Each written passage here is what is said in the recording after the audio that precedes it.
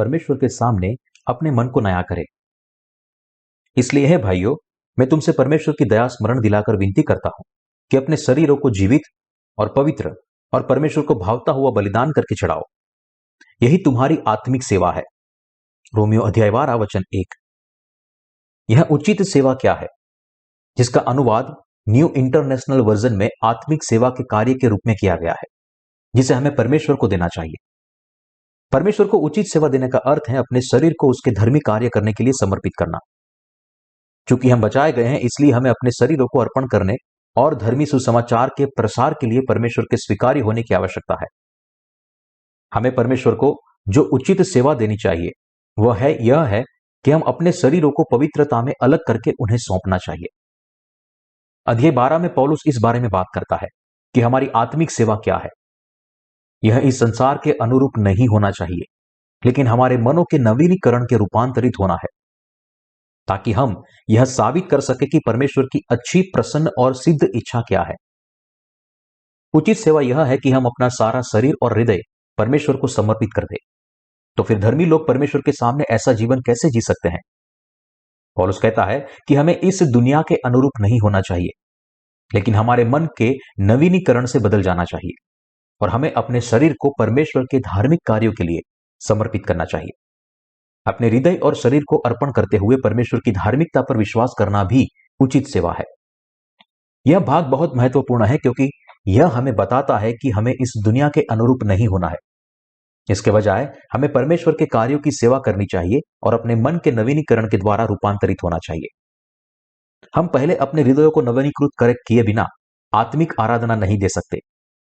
यदि धर्मी जन परमेश्वर की धार्मिकता पर विश्वास करना बंद कर देते हैं, तो वे भी अपने शरीर या हृदय परमेश्वर को नहीं दे सकते।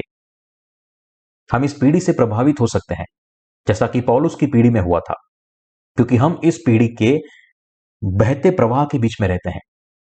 यदि हम परमेश्वर की धार्मिकता में विश्वास नहीं करते हैं, तो हम अनिवार्य रूप से इस युग की धारा का अनुसरण कर रहे हैं। यहां तक कि धर्मी लोग भी जो परमेश्वर की धार्मिकता में विश्वास करते हैं, वे पूरी तरह से धर्मनिरपेक्ष प्रवाह से प्रभावित होने से बच नहीं सकते हैं, क्योंकि वे अपना जीवन सांसारिक लोगों के साथ जीते हैं। यही कारण है कि बाइबल हमें इस दुनिया के अनुरूप नहीं होने के लिए कहती है। तो फिर धर्मी कैसे इस संसार के संपर्क में रहते हुए अपने पूरे हृदय और शरीर के साथ परमेश्वर को उचित आराधना, एक पवित्र बलिदान चढ़ा सकते हैं? यह केवल पानी और आत्मा के सुसमाचार में विश्वास करने के द्वारा ही संभव है, जो हमारे मनों को निरंतर नवीनीकृत करता है। धर्मी लोग जब अपने मन को नवीनीकृत करते हैं और परमेश्वर की धार्मिकता से परिवर्तित होते हैं, तब वे परमेश्वर की अच्छी और सिद्ध इच्छा को जान सकते हैं और उनका पालन कर सकते हैं। पौलुस सांसारिक मामलों की अपनी अज्ञानता के कारण ऐसे नहीं कह रहा था, ना ही वह विश्वासियों को उनकी परिस्थितियों और क्षमताओं से अनजान रहते हुए चलो अच्छे बने कहकर धार्मिक शिक्षा दे रहे हैं। पौलुस हमें परमेश्वर की सेवा करने के लिए अपने हृदय को नवीनीकृत करने के लिए प्रोत्साहित कर रहा है, क्योंकि वह अच्छी तरह से जानता है कि विश्वासियों को भी इस दुनिया के तरीके से दूर किया जा सकता है। नया जन्म प्राप्त किया हो या ना हो, भौतिक शरीर एक दूसरे से बहुत अलग नहीं है, लेकिन जो नया जन्म प्राप्त करते हैं और जो नहीं करते हैं, उनके बीच एक बड़ा अंतर है। यह परमेश्वर की धार्मिकता में विश्वास है। केवल धर्मी ही पानी और आत्मा के सुसमाचार में विश्वास करते हुए अपने मन को निरंतर नवीनीकृत करके प्रभु का अनुसरण कर सकते हैं। तो फिर कौन सी चीज हमारे हृदय को नवीनीकृत कर सकती है? सुसमाचार के वचन में विश्वास, जो पाप से हमारे पूर्ण उद्धार की घोषणा करता है, वही हमारे हृदयों को नवीनीकृत करता है। प्रभु ने उन सभी पापों को क्षमा कर दिया है जो हमने अपनी कमजोरियों और शरीर की दुर्बलताओं में अपने शरीर और मन से किए हैं। धर्मी लोगों के मन को नवीनीकृत किया जा सकता है, क्योंकि हमारे प्रभु ने अपने बपतिस्मा और क्रूस पर अपने लहू के साथ जगत के सभी पापों को क्षमा कर दिया है। दूसरे शब्दों में, हमारे मनों का नवीनीकरण किया गया है, क्योंकि हम परमेश्वर की धार्मिकता में विश्वास करते हैं। अब हमें इस बात की सही समझ होनी चाहिए कि हम परमेश्वर के सामने क्या करते हैं। हमें यह समझना चाहिए कि उसकी सिद्ध इच्छा क्या है, वह हमसे क्या चाहता है, उसने हमें कौन से मिशन दिए हैं और नया जन्म पाया हुआ धर्मी जन को क्या करना चाहिए। हमें इन क्षेत्रों में अपने हृदय को नवीनीकृत करना चाहिए और उसकी सेवा करनी चाहिए। परमेश्वर की इच्छा है कि हम अपने शरीर और मन को उसके लिए पवित्र बलिदान के रूप में समर्पित करते हुए सौंप दें। जब हम अपने मन को नवीनीकृत करते हैं तो हम स्वयं को उसके लिए बलिदान के रूप में दे देते हैं। हमारे मन को नवीनीकृत करने से यह विश्वास होता है कि परमेश्वर ने हमारे सभी पापों को दूर कर दिया है। जिन्होंने नया जन्म प्राप्त किया है और जिन्होंने नहीं किया, उनके बीच अंतर होता है। केवल धर्मी ही परमेश्वर की धार्मिकता में विश्वास करके अपने मन को नवीनीकृत कर सकते हैं। हम धर्मी अपने हृदयों को शुद्ध करके और नवीनीकृत होकर देह की सांसारिक अभिलाषाओं का इनकार करके हमेशा विश्वास से परमेश्वर को प्रसन्न करने वाले कार्य कर सकते हैं।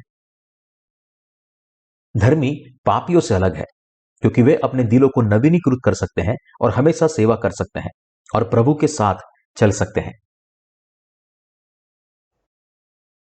आपको अपने हृदय को विश्वास से नवीनीकृत करना चाहिए। टीवी पर कई सेलिब्रिटीज हैं।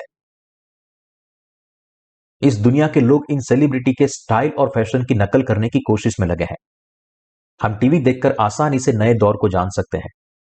हम रिमोट कंट्रोल से दुनिया को खोल सकते हैं।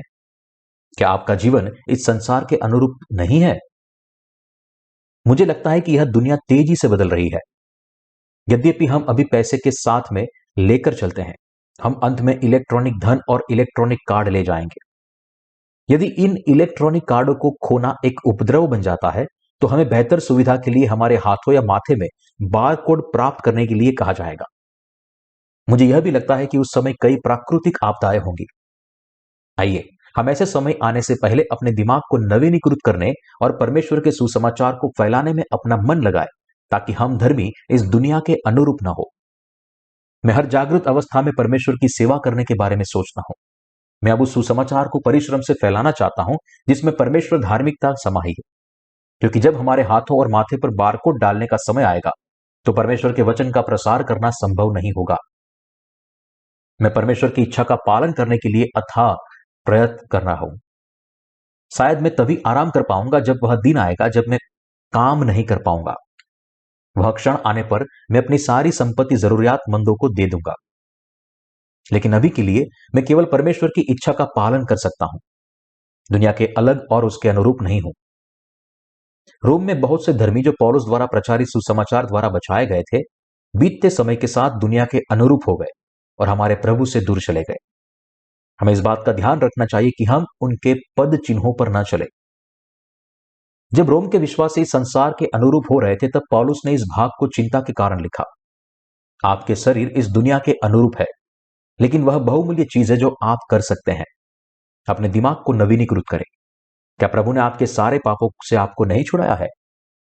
परमेश्वर के धर्मी सुसमाचार को याद रखें और सोचें कि उसे क्या भाता है। अपने दिमाग को नवीनीकृत करें और शारीरिक रूप से नहीं लेकिन आत्मिक रूप से विचार करके संपूर्ण और स्वीकार्य कार्य करें। यह वही है जिसके बारे में पौलुस ने रोम के विश्वासियों को और साथ ही आज हमें भी चिताया है। हालांकि हम बाहरी रूप से इस दुनिया के अनुरूप नहीं होने का दिखावा करते हैं, लेकिन सच्चाई यह है कि हम जगत के सदृश हैं। फिर भी हम अभी भी अपने मन को नवीनीकृत करके प्रभु की सेवा कर सकते हैं। हालांकि हमारी कमजोरी में हमें इस दुनिया के अनुरूप नहीं होना मुश्किल लगता है, फिर भी हम मानते हैं कि हमारे परमेश्वर ने हमारे सभी पापों को परमेश्वर की धार्मिकता से दूर कर दिया है। इस तरह हम हमेशा परमेश्वर की धार्मिकता में अपने विश्वास के साथ उसके धार्मिक कार्यों की सेवा कर सकते हैं। हम उस पर विश्वास करके परमेश्वर की इच्छा और सिद्ध इच्छा का पूरी तरह से पालन कर सकते हैं। हमें हर पल अपने दिमाग को नवीनीकृत करना चाहिए, क्योंकि धर्मी जो इस दुनिया के लिए मर चुके हैं सांसारिक लोगों की तुलना में अधिक शुद्ध है। उन्हें धर्मनिरपेक्ष लोगों की तुलना में गलत विचारों, दिमागों और शरीरों में पतित होने का अधिक जोखिम है। इसलिए हमें हमेशा परमेश्वर की धार्मिकता में अपने विश्वास के साथ अपने दिलों की रक्षा करनी चाहिए। क्योंकि मसीह ने हमारे सभी पापों को उठा लिया है, इसलिए हमें केवल विश्वास में दृढ़ रहने की आवश्यकता है और इस तथ्य के प्रति आश्वस्त होना चाहिए कि हमारा विश्वास सिद्ध हो गया है। क्या आप विश्वास करते हैं कि हमारे परमेश्वर ने अपनी धार्मिकता से आपके सभी पापों को दूर कर दिया है? यदि आप विश्वास करते हैं तो आप अपने अतीत की सभी अधर्म की परवाह किए बिना विश्वास से हमारे परमेश्वर के कार्य कर सकते हैं, क्योंकि प्रभु ने आपके पापों के सभी न्याय और दंड को आपसे दूर कर दिया है।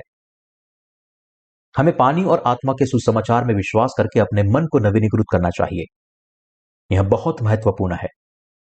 यदि हम इस अंतिम युग में पानी और आत्मा के सुसमाचार में विश्वास करके अपने मन को नवीनीकृत नहीं करते हैं तो हम सभी अंत में कलीसिया को छोड़ देंगे और मर जाएंगे। निरंतर नवीनीकरण के विश्वास का जीवन जीना साइकिल पर सवार होकर ढलान चढ़ने के समान है। मन का नवीनीकरण न करना चढ़ाई के रास्ते में रुकने और पैडल पर दबाव न डालने के समान है। यदि आप पैडल नहीं दबाते हैं तो आप न केवल रुकेंगे बल्कि आप वास्तव में पीछे खिसकेंगे और नीचे की ओर दुर्घटनाग्रस्त हो जाएंगे।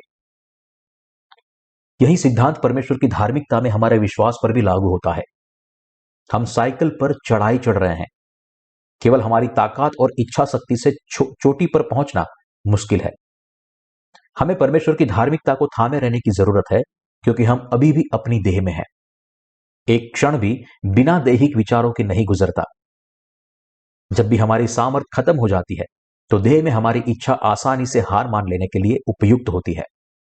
मैं यह नहीं कह सकता, मैं इसके अनुकूल नहीं हो सकता, मेरी इच्छा शक्ति कितनी कमजोर है, लेकिन उस भाई की इच्छा शक्ति वास्तव में प्रबल है। मेरे पास सामर्थ्य नहीं है लेकिन उस बहन के पास बहुत सामर्थ्य है। मैं उन भाइयों और बहनों की तुलना में बहुत कमजोर हूं। वे परमेश्वर की सेवा करने के लिए उपयुक्त प्रतीत होते हैं लेकिन मैं नहीं। जो कोई भी परमेश्वर की धार्मिकता पर विश्वास नहीं करता और उसे थामे नहीं रहता वह अंत में पैडल पर दबाव डालना बंद कर देगा और नीचे की ओर दुर्घटनाग्रस्त हो जाएगा। क्या यह बात गिने चुने लोगों पर ही लागू होती है? बिल्कुल नहीं, यह सभी पर लागू होता है। एक अच्छी तरह से प्रशिक्षित साइकिल चलाना चालक आसानी से चढ़ाई कर सकता है लेकिन एक कमजोर व्यक्ति के लिए ऐसा करना कठिन होगा। हालांकि धर्मी लोगों के लिए समस्या उनकी शारीरिक सामर्थ्य से नहीं, यह पानी और आत्मा के सुसमाचार में उनके विश्वास को बनाए रखने में है। केवल शारीरिक सामर्थ्य से आत्मिक शिखर तक पहुंचना असंभव है। शारीरिक रूप से कमजोर या मजबूत होने का इससे कोई लेना देना नहीं है। याद रखें कि कोई भी व्यक्ति विश्वास का जीवन सिर्फ इसलिए नहीं जी सकता क्योंकि उसके पास दृढ़ इच्छा शक्ति है। आपको अपनी तुलना दूसरों से नहीं करनी चाहिए और निराश नहीं होना चाहिए। केवल परमेश्वर की धार्मिकता को थामे रहिए। यदि हम परमेश्वर की धार्मिकता में विश्वास के साथ अपने मनों को निरंतर नवीनीकृत करते हैं तो प्रभु हमें खींच लेंगे।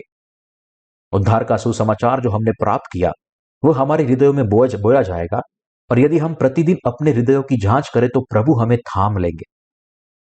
हमें परमेश्वर की धार्मिकता में विश्वास करके और परमेश्वर का कार्य करने के द्वारा अपने अशुद्ध मन को शुद्ध करना चाहिए। मैं अपने परमेश्वर को उनकी कृपा के लिए धन्यवाद देता हूं जिसने हमें अपने दिमाग को नवीनीकृत करके उसकी सेवा करने की अनुमति दी है।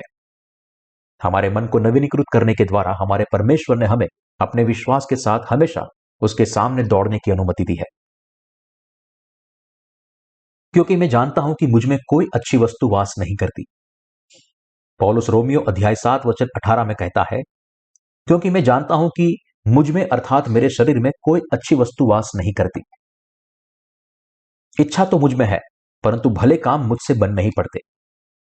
पौलुस अच्छी तरह से जानता था कि उसकी देह कोई अच्छी वस्तु नहीं थी। देह में कोई अच्छी वस्तु वास नहीं करती, यह नियम है। पौलुस ने स्वीकार किया कि उसके शरीर में कुछ भी अच्छा वास नहीं करता। वह जानता था कि वह व्यवस्था से कितना भी प्यार करता हो और उसके अनुसार जीने की कितनी भी कोशिश कर ले, वह इसे नहीं करता। हृदय स्वयं को प्रभु का अनुसरण करने के लिए नवीनीकृत करना चाहता है लेकिन शरीर निरंतर आत्मिक युद्ध क्षेत्रों से पीछे हटना चाहता है। इसलिए पौलुस रोमियो अध्याय 7 वचन 21 से 24 में विलाप करता है, इस प्रकार मैं यह व्यवस्था पाता हूं कि जब भलाई करने की इच्छा करता हूं तो बुराई मेरे पास आती है। क्योंकि मैं भीतरी मनुष्य से परमेश्वर की व्यवस्था से बहुत प्रसन्न रहता हूं, परंतु मुझे अपने अंगों में दूसरे प्रकार की व्यवस्था दिखाई पड़ती है जो मेरी बुद्धि की व्यवस्था से लड़ती है और मुझे पाप की व्यवस्था के बंधन में डालती है जो मेरे अंगों में है। मैं कैसा अभागा मनुष्य हूं, मुझे इस मृत्यु की देह से कौन छुड़ाएगा। पौलुस ने अपने शरीर को कैसे परिभाषित किया? उसने इसे मृत्यु के शरीर के रूप में परिभाषित किया। आपके शरीर के बारे में क्या यह भी मृत्यु का शरीर नहीं है? निश्चित रूप से यह है। शरीर आप ही मृत्यु का शरीर है। यह केवल पाप करना चाहता है और जहां पापों की अधिकता है वहां जाना चाहता है। मैं कैसा अभागा मनुष्य हूं, मुझे इस मृत्यु की देह से कौन छुड़ाएगा। और इसीलिए पौलुस कहता है, हमारे प्रभु यीशु मसीह के द्वारा परमेश्वर का धन्यवाद हो। इसलिए मैं आप बुद्धि से तो परमेश्वर की व्यवस्था का परंतु शरीर से पाप की व्यवस्था का सेवन करता हूं। रोमियो अध्याय 7 वचन 25। पौलुस बताता है कि दो प्रकार की व्यवस्था है। पहली देह की व्यवस्था, यह केवल देह की इच्छाओं का पालन करना चाहता है और देह के उन विचारों में वास करता है जो परमेश्वर को प्रसन्न करने वाले के बिल्कुल विपरीत है। दूसरा जीवन की आत्मा की व्यवस्था है। आत्मा की व्यवस्था हमें उस सही मार्ग पर ले जाना चाहता है जिस पर परमेश्वर चाहता है कि हम उसका अनुसरण करें। आत्मा की व्यवस्था वह चाहती है जो शरीर की व्यवस्था के विपरीत है। हम मसीही दोनों के बीच में फंस गए हैं। यह तय करने की कोशिश कर रहे हैं कि कहां जाना है। हम कभी कभी उसका अनुसरण करते रहते हैं जो हमारा शरीर चाहता है, लेकिन जब हम अपने मन को नवीनीकृत करते हैं तब हम आत्मा द्वारा इच्छित परमेश्वर के कार्य का अनुसरण करते हैं। हम ऐसा क्यों करते हैं? अर्थात अपने शरीर को परमेश्वर के बलिदान के रूप में अर्पित करना और फिर तुरंत देह के कार्यों को करना। यह इसलिए है क्योंकि हम सभी के पास दिए हैं। इस प्रकार हमें हमेशा पवित्र आत्मा के द्वारा अपने मनों को नवीनीकृत करना चाहिए। हालांकि हम बचाए गए हैं, फिर भी हम आसानी से इस दुनिया के अनुरूप हो जाते हैं क्योंकि हम अभी भी देह में हैं। क्योंकि इस दुनिया में हर कोई अपना जीवन दुनिया के अनुरूप जीता है। हम आसानी से उनसे प्रभावित होते हैं। ऐसे में केवल एक ही तरीका है जिससे हम परमेश्वर का अनुसरण कर सकते हैं, और वह है अपने मन को नवीनीकृत करना। हम हमेशा अपने मन को विश्वास में नवीनीकृत करके जी सकते हैं। इस तरह जब तक प्रभु फिर से नहीं आता तब तक हम हमेशा अपने प्रभु का अनुसरण कर सकते हैं। केवल अपने शरीर को देखते हुए हम में से कोई भी प्रभु के धार्मिक कार्यों का अनुसरण नहीं कर सकता है, और हम सभी विनाश के लिए अभिषिक्त हैं। लेकिन हम अपने दिमाग को नवीनीकृत करके और अपने पूरे दिल से उसकी धार्मिकता को धारण करके प्रभु का अनुसरण कर सकते हैं। हमें अपने मन को नवीनीकृत करना चाहिए और उसका अनुसरण करना चाहिए। इसलिए रोमियो अध्याय 8 वचन 2 में पौलुस ने कहा, क्योंकि जीवन की आत्मा की व्यवस्था ने मसीह यीशु में मुझे पाप की और मृत्यु की व्यवस्था से स्वतंत्र कर दिया। क्योंकि जो काम व्यवस्था शरीर के कारण दुर्बल होकर न कर सकी, उसे मसीह ने परमेश्वर की धार्मिकता के द्वारा किया। जैसा कि रोमियो अध्याय 8 वचन 3 में कहा गया है, क्योंकि जो काम व्यवस्था शरीर के कारण दुर्बल होकर न कर सकी, उसको परमेश्वर ने किया, अर्थात अपने ही पुत्र को पापमय शरीर की समानता में और पाप बलि होने के लिए भेजकर शरीर में पाप पर दंड की आज्ञा दी। परमेश्वर ने अपने इकलौते पुत्र यीशु मसीह को इस संसार में भेजा और उनके शरीर में हमारे पापों का दंड दिया। कि उसने शरीर में पाप पर दंड की आज्ञा दी का अर्थ है कि हमारे सभी पापों को दूर कर दिया गया और इस प्रकार हम पाप रहित हो गए। परमेश्वर की धार्मिकता में विश्वास करने के द्वारा हम अपने पापों से मुक्त हुए। व्यवस्था के न्याय की मांगों को पूरा करने के लिए परमेश्वर ने अपने पुत्र को हमारे सभी पापों को अपने बपतिस्मा और क्रूस पर लहू के माध्यम से दूर करने और हमें दुनिया के सभी पापों से बचाने के लिए भेजा। इस उद्धार को प्राप्त करने के बाद दो प्रकार के लोग प्रकट होते हैं। वे जो शरीर के अनुसार जीते हैं और शरीर की बातों पर अपना मन लगाते हैं, और वे जो आत्मा के अनुसार जीते हैं और आत्मा की बातों पर अपना मन लगाते हैं। आपको समझना चाहिए कि शरीर के विचार आपको मृत्यु की ओर ले जाते हैं, लेकिन आत्मा के विचार आपको जीवन की और शांति की ओर ले जाते हैं। दैहिक मन परमेश्वर के खिलाफ द्वेष कर रहा है, क्योंकि हम न तो परमेश्वर की व्यवस्था के अधीन है और न हो सकते हैं। रोमियो अध्याय 8 वचन 7। यहां तक कि नया जन्म पाया हुआ धर्मी जन भी यदि अपने मन का नवीनीकरण नहीं करते तो वे भी शरीर के विचारों में गिरेंगे। यदि हम विश्वास नहीं करते हैं कि परमेश्वर ने हमारे सभी पापों को दूर कर दिया है और इस कारण हमारे मन को नवीनीकृत नहीं करते हैं, तो हम आसानी से देह के कार्य में पड़ सकते हैं और प्रभु का अनुसरण नहीं कर सकते। इसलिए हमें हमेशा अपने मन को नवीनीकृत करना चाहिए। पौलुस ने कहा कि हम नया जन्म पाए हुए धर्मी या तो शरीर के विचारों का अनुसरण करके शरीर में गिर सकते हैं, या अपने मनों को नवीनीकृत करके आत्मा के विचारों का अनुसरण कर सकते हैं। हम दोनों के बीच झूल रहे हैं। लेकिन पौलुस फिर भी कहता है, परंतु जबकि परमेश्वर का आत्मा तुम में बसता है तो तुम शारीरिक दशा में नहीं परंतु आत्मिक दशा में हो। यदि किसी में मसीह का आत्मा नहीं तो वह उसका जन नहीं। परंतु तुम शरीर में नहीं परंतु आत्मा में हो, यदि सचमुच परमेश्वर का आत्मा तुम में वास करता है।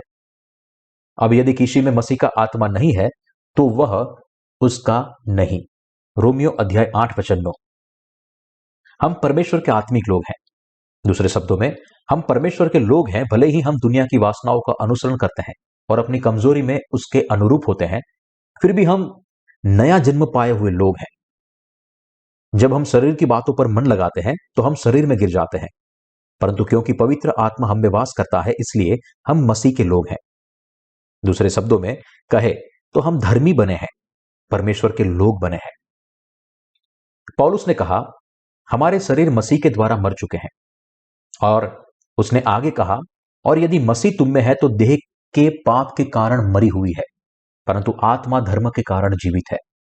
रोमियो अध्याय 8 वचन 10। हमारे आत्मिक विचार जागरूक होने चाहिए। हम अभी भी कमजोर हैं और हमारी मृत्यु के समय तक हमारे शरीर आसानी से भटक जाएंगे, लेकिन हमारे दिमाग और विचारों को हमेशा परमेश्वर की धार्मिकता में विश्वास करने के द्वारा नवीनीकृत किया जा सकता। जब भी हमें अपने अंदर पाप की इच्छा का एहसास होता है, तो आइए हम अपनी आंखें परमेश्वर की धार्मिकता पर लगाएं। तब हम जान सकते हैं कि प्रभु की धार्मिकता ने हमारे सभी पापों को दूर कर दिया है। परमेश्वर की धार्मिकता को देखो और विश्वास करो। हमारे सभी पापों को दूर करने और परमेश्वर के कार्यों के बारे में सोचने के लिए उसे धन्यवाद दें। इस बारे में सोचें कि परमेश्वर की सिद्ध और उसे प्रसन्न करने वाली इच्छा क्या है। तब आपका मन हमेशा के लिए नया हो जाएगा। हमें विश्वास के द्वारा अपने मनों को नवीनीकृत करना चाहिए और अपने मन को उन बातों में लगाना चाहिए जो परमेश्वर को प्रसन्न करती है। धर्मी जन को ऐसे ही जीना चाहिए। केवल ऐसा करने से ही हम प्रभु की वापसी तक उनका अनुसरण कर सकते हैं।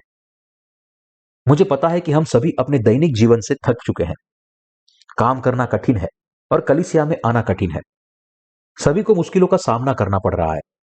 कभी कभी मैं यीशु से ईर्ष्या भी करता हूं जब उसने अपनी मृत्यु के समय कहा, पूरा हुआ। मुझे विश्वास है कि हम भी पूरा हुआ ऐसा कह सकेंगे और इन सभी कठिनाइयों से मुक्त हो पाएंगे। हमारे प्रभु का दूसरा आगमन निकट है। तब तक आइए हम इस दुनिया के अनुरूप हुए बिना अपने मन को नवीनीकृत करें, क्योंकि प्रभु का अनुसरण करने के लिए हमारे दिलों को परमेश्वर की धार्मिकता को थामे रहने की जरूरत है। हमारे दिमागों को लगातार नवीनीकृत किया जाना चाहिए। इस तरह हम प्रभु की वापसी तक उनका अनुसरण कर सकते हैं। समय निकट है। मैंने हाल ही में एक अखबार के लेख को पढ़ा जिसमें बताया गया था कि अंटार्कटिका ओजोन छिद्र महाद्वीप संयुक्त राज्य अमेरिका के आकार से 3 गुना बड़ा है। मैंने मिसाइल रक्षा पहल के बारे में एक और लेख भी पढ़ा। इस प्रणाली का उद्देश्य मध्य हवा में बैलिस्टिक मिसाइलों को मार गिराना है और प्रारंभिक प्रयोग सफल रहे हैं। इन घटनाओं की निहितार्थ स्पष्ट है। जैसे जैसे सैनिक शक्ति की विनाशकारी क्षमता कई गुना बढ़ जाती है, पर्यावरण तेजी से नष्ट हो जाएगा। यदि कोई देश अपनी सैन्य शक्ति बढ़ाता है, तो क्या उसके प्रतिद्वंदी भी इस वृद्धि की बराबरी करके उनके अपनी सैन्य शक्ति को नहीं बढ़ाएंगे? जब एक देश अपनी शक्ति में बढ़ोतरी करता है, तब दुनिया के सभी राष्ट्र सिर्फ बेकार खड़े रहकर उसे देखेंगे नहीं। अगर इन महान शक्तियों के बीच युद्ध छिड़ जाए तो क्या होगा? जब कुछ राष्ट्रों ने परमाणु हथियार विकसित करने की कोशिश की, तो महान शक्तियों ने उन्हें परमाणु क्षमता हासिल करने से रोकने की बहुत कोशिश की। लेकिन बता दें कि इस तरह के विनाशक प्रयास विफल हो गए थे, और यह कि देश सामूहिक विनाश के हथियार हासिल करने में सक्षम था और उनका इस्तेमाल करने की धमकी दी थी। फिर बाकी दुनिया ने निश्चित रूप से इस स्थिति से निपटने के लिए नए हथियार विकसित करने की कोशिश की। इस तरह के नए हथियार इस दुनिया को परमाणु हथियारों से कहीं अधिक ताकत से तबाह कर देंगे। युद्ध अब पहले की तरह बंदूकों से नहीं लड़ा जाता। मनुष्य को मारने से कुछ नहीं होगा। पूरे शहर या पूरे देश का एक पल में मिटा दिया जाएंगे। परमाणु युद्ध स्थानीय नहीं होगा, लेकिन विश्व युद्ध की ओर ले जाएगा। पहले से ही इस तरह के युद्ध से तबाह प्राकृतिक आपदाओं के रूप में और भी अधिक विनाश दुनिया का इंतजार करेगा। ओजोन परत अधिक तेजी से नष्ट हो जाएगी और वनों की कटाई से आग की लहरें और तूफान लगातार उठेंगे। तब मसीह विरोधी बड़ी शक्ति के साथ प्रकट होंगे और इस संसार पर विजय प्राप्त करेंगे। आप कह सकेंगे कि मैं इस परिदृश्य को चरम पर ले जा रहा हूं, लेकिन मानव स्वभाव अपने मूल सिद्धांतों में बुरा है। राष्ट्र सेनाओं का निर्माण करते हैं और नए हथियार विकसित करते हैं, जिनका उपयोग कभी भी अच्छे उद्देश्यों के लिए नहीं किया जा सकता है। परमाणु हथियारों का मिलन सामूहिक विनाश के हथियारों की एक ही नस्ल से ही किया जाता है। देश एक दूसरे पर वार करेंगे ताकि वे खुद बच पाए। अन्य राष्ट्र विश्व प्रभुत्व की तलाश करने वाले किसी एक देश के खिलाफ संतुलन बनाने का प्रयास करेंगे। कोई फर्क नहीं पड़ता कि इरादे क्या होंगे। एक बार किए गए परमाणु हथियारों और सैन्य क्षमताओं का उपयोग केवल बुरे उद्देश्यों के लिए किया जा सकता है। बहुत पहले पौलुस ने रोम के विश्वासियों से कहा था कि वे इस संसार के अनुरूप न हो, परंतु अपने हृदयों को नया करके प्रभु का अनुसरण करें। यह हमारे लिए वर्तमान युग में जीवन जी रहे हैं उनके लिए बहुत उपयुक्त भाग है। इन अंतिम दिनों में हमें यह समझना चाहिए कि परमेश्वर की भली, मन भावन और सिद्ध इच्छा क्या है, और अपने विश्वास के साथ प्रभु का अनुसरण करें। हालांकि हमारे पास बहुत सी कमियां हैं, हमारे प्रभु सर्वशक्तिमान परमेश्वर है। सर्वशक्तिमान हम में पवित्र आत्मा के रूप में वास करता है। यद्यपि हमारे भौतिक शरीर कमजोर हो सकते हैं, हमें पवित्र आत्मा बहुत मजबूत है। यह पवित्र आत्मा वचन में विश्वास के द्वारा हमारे मनों को नवीनीकृत करता है, ताकि हम प्रभु का अनुसरण करने में सक्षम हो सके। आइए हम सभी पवित्र आत्मा की सामर्थ पर निर्भर हो, अपने मन को नवीनीकृत करें और प्रभु की सेवा करें। यदि हम परमेश्वर की सेवा करते हैं, उसी समय प्रभु हमारे पास लौटते हैं, तो आइए हम उसके साथ चले। मसीह की वापसी के इस दिन तक हम परमेश्वर की धार्मिकता को फैलाने के लिए जीवित रहेंगे। परमेश्वर की धार्मिकता में विश्वास करके अपने मन को नवीनीकृत करें।